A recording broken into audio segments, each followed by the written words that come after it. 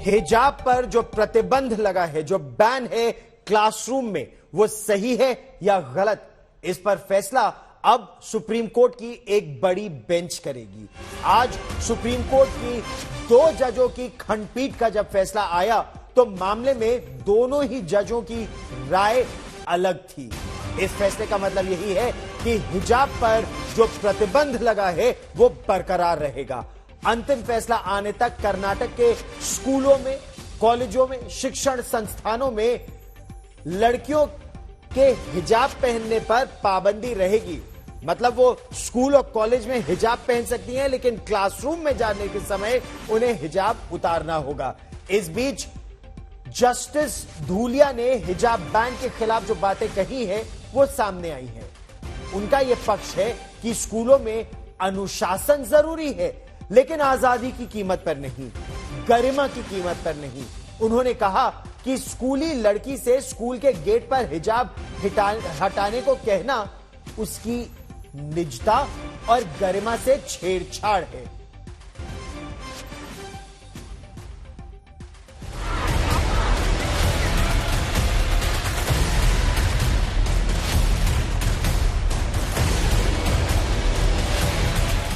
हिजाब पर supreme court का बटा हुआ फैसला।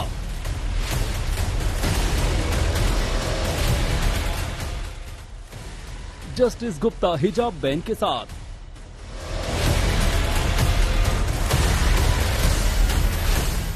अब 3 जजों की बेंच करेगी हिजाब का अंतिम हिसाब।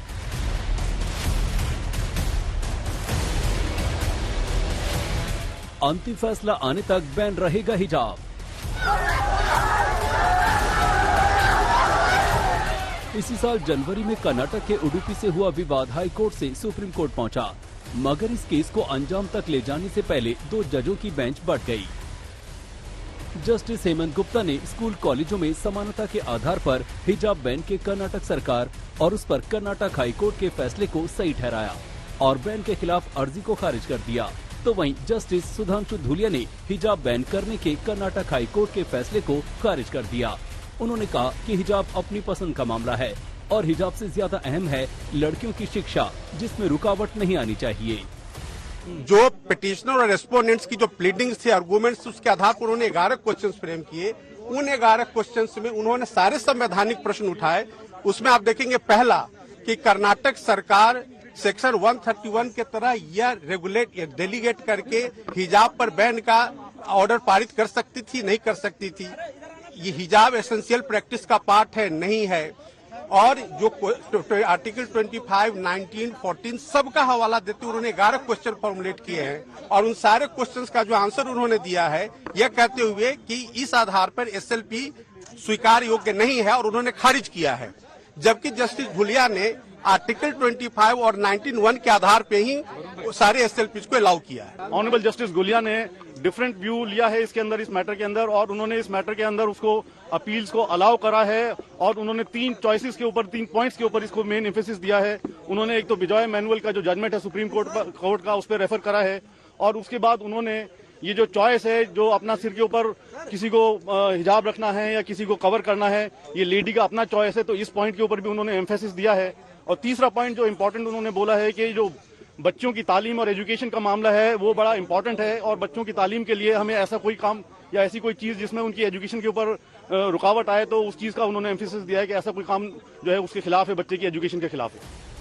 चूंकि दोनों जजों की राय बढ़ गई, लिहाजा हिजाब केस को 3 जजों की बेंच के पास भेज दिया गया है। ये 3 जजों की बेंच हिजाब पर अपना अंतिम फैसला सुनाएगी। तब तक कर्नाटक के स्कूल कॉलेजों में हिजाब पर बैन लागू रहेगा। Ban of hijab will continue. As you know that Karnataka Education Act and rule does not permit any religious items inside the class. So we are very clear that no student can wear hijab inside the class. इस विवाद की शुरुआत पिछले 31 दिसंबर 2021 को हुई, जब उडुपी के सरकारी पीयू कॉलेज में हिजाब पहनकर आई 6 छात्राओं को क्लास में आने से रोक दिया गया। इसके बाद कॉलेज के बाहर प्रदर्शन शुरू हो गया और मामला सुर्खियों में आया। मुस्लिम लड़कियां मांग पर अड़ी रही तो हिंदू लड़के भगवा अंगवस्त्र और पगड़ी में स्कूल पहुंच गए। इस बीच मुस्लिम लड़कियों ने कर्नाटक हाईकोर्ट का दरवाजा खटखटाया। 15 मार्च 2022 को हाईकोर्ट ने फैसला सुनाया और कहा कि हिजाब धार्मिक लिहाज से अनिवार्य नहीं है, इसीलिए शैक्षणिक संस्थानों में इसे नहीं पहना जा सकता। मामला सुप्रीम कोर्ट पहुंचा, जहां 10 दिनों तक सुनवाई चली। 22 सितंबर को दोनों जजों ने अपना फैसला सुरक्षित रख लिया। आज फैसला आया तो दोनों जजों की राय बढ़ गई। ऐसे में फिलहाल हिजाब पर बैन लागू रहेगा। अनीसा माथुर के साथ संजय शर्मा, दिल्ली, आज तक।